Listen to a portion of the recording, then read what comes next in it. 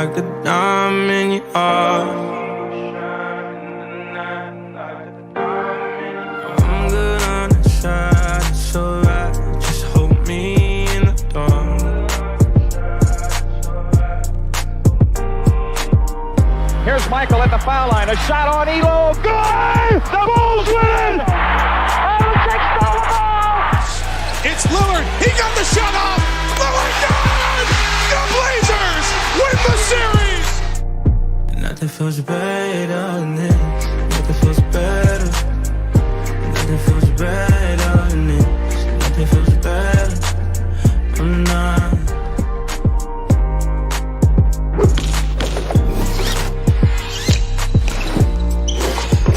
Welcome to the Jump Playoff Preview, presented by Kia. There you go, just like the big voice said. Welcome to the Jumps Playoff Preview. I'm George Sedano alongside NBA front office insider Amin Elhassan, 2016 NBA champ Richard Jefferson, and the coach Stan Van Gundy. Coming up, we'll discuss the player most likely to win Finals MVP and which Warriors most likely to get tossed by an official. Plus, stick around for our 2019 playoff superlatives. But first, let's take a look at the playoff bracket out west to discuss the biggest question mark for each series. We'll start with the top seed Warriors facing the 8 seed Clippers. Richard, will the Clippers be able to steal a game from the two-time defending champs? I'm going to say no, but I think this is a great appetizer for the Warriors. I think with Patrick Beverley, he's going to wake Steph up because Steph is going to have to play it's going to be playoff basketball from the tip. There is no rest. And you just look down their roster, everyone is going to have some work to do. So I think the Clippers are going to be a good startup for the Warriors. It reminds me of when the Warriors played the Pelicans in the first round, the year of the first championship. The first game was a blowout, and then every other game was super close, super tight. They swept them, but the 4-0 doesn't really indicate how close that series was because you give them a good run. I think Clippers get exactly 0 games. All right, I can't go with these guys. All right, there you go, Stan. The Clippers, 1 game. Okay, fair enough. But I do agree that they could be competitive games, even though it's a 4 or 5 game series. Yeah, and you look at it, you got Klay Thompson that's going to have to guard Lou, so Klay's defense is going to have to wake up early. Yeah. Like, no. You got a guy that has given you, I think they gave him a 50 ball last year, This man is not afraid of you. He's going to score. So you got Steph that's going to have to wake up early. You got Klay that's going to have to wake up early. So I think that just kind of gets the Warriors in that early playoff mode. Yeah, it's interesting to just kind of see how the Clippers have evolved here during the season, right? Oh, it's incredible. The job Doc's done this year. I mean, when they made the trade, everybody figured, okay, great trade for the future. Give up the 8th playoff seed. It's worth it for what you're doing. Yeah. They got better. Yeah, no doubt about it. All right, let's move on to the 4-5 matchup between the Rockets and the Jazz. Coach Van Gundy, how concerned are you about Houston looking past the Jazz to a potential second-round matchup with the Warriors? I don't think they probably are looking past the Jazz. If they are, major mistake. The Jazz have been playing great basketball, second-best team in the West, I think, going down the stretch here. And look, the Jazz, we know they're great defensively, but their offense has come on lately. Every game in that series, because of the Jazz's defense, will be a difficult game for the Rockets. I mean, look, the coach said the second best point differential in the Western Conference. This is a real deal battle. This is not going to be an easy series. And the only thing that gives me confidence, I guess, that the Rockets will get it done sooner rather than later is that Utah's dealing with injuries. They're really banged up, and I don't know if they're healthy enough to give it their best against this. Yeah, and you can't look past them. You look at what they did to OKC last year.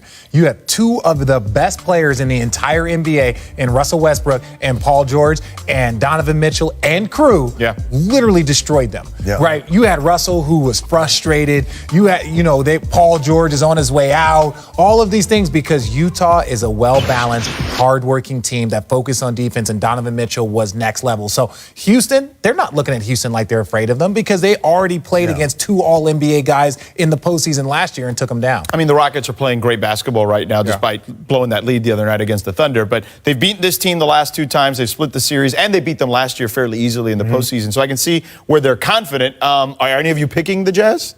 Oh, no. If the Jazz were totally healthy, as Amin said, I would be tempted to do that because I think we think of the Jazz, 2 all-star level talents in Donovan Mitchell and Rudy Gobert. But Joe Ingles is a hell of a player. Yeah. He's a good wild card. He can shoot the ball and he can make plays and he defends. Defends very well. If they were totally healthy, I'd be tempted. But the fact that they're not, I'll still take the Rockets. But I think it's going to be tough. In fact, I think it's going to go 7 games. All right, there you go. All right, next up, the 3-seed Blazers are the underdogs, according to Vegas, against the 6-seed Thunder, who swept Portland in the regular season. I mean, is Portland on upset alert again this postseason? I don't think so. I'm going with the Blazers in this series. Okay.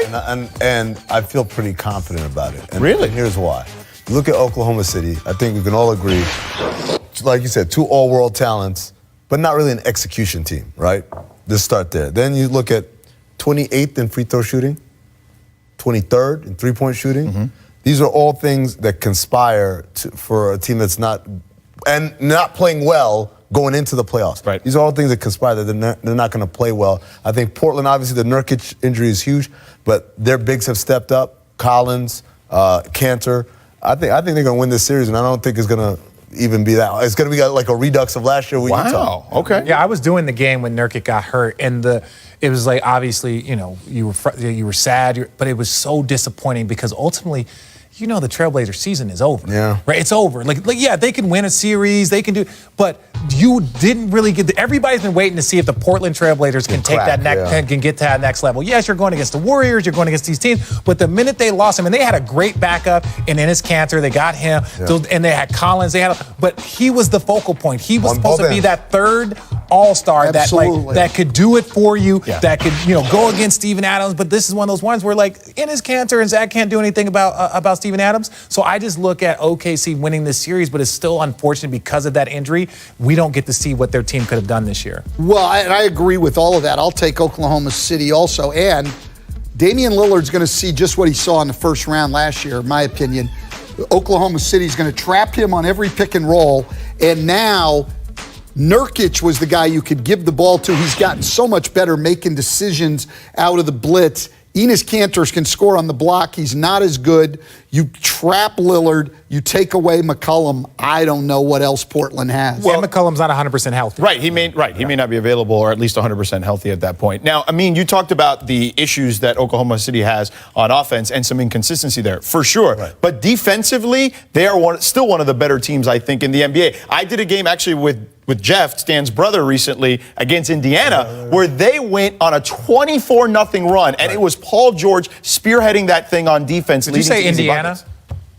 I'm just saying. 24-0 run is the biggest run of the entire season. Did you say Indiana? Okay. But they're a playoff team. They are. I'm just cracking a joke. It's not the Kings. Cracking a lot. You know what I mean? So, all right, we move on. Finally, we got the 2-seed Nuggets facing off against the 7-seed Spurs, who made the playoffs 22 straight seasons, tied for the most all time. Stan, how much of a factor will playoff experience play in this series for both players and, of course, the respective coaching staffs here? Well, for the players, I think it's going to be really interesting because the Spurs' 2 best players, obviously, DeRozan and Aldridge, have been through all of this and have played very well on this stage. Denver counters with Paul Millsap. No one else has any experience. It's different in the playoffs. It'll be interesting. It's going to be the Spurs having more experience, but the Nuggets having more talent and more depth. I think this is one of the more interesting series going, even though it's a 2-7.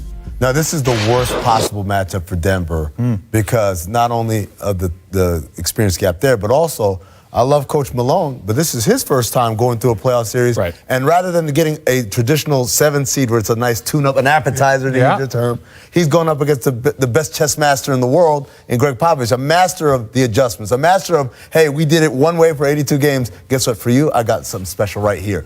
That they did it to us in Phoenix where they would guard us one way all year long, and then we hit the playoffs and completely switch up their coverages. And so all of those things make me, the talent gap is so huge, but the experience gap on the other end is huge as well. I don't know which way I'm going on this.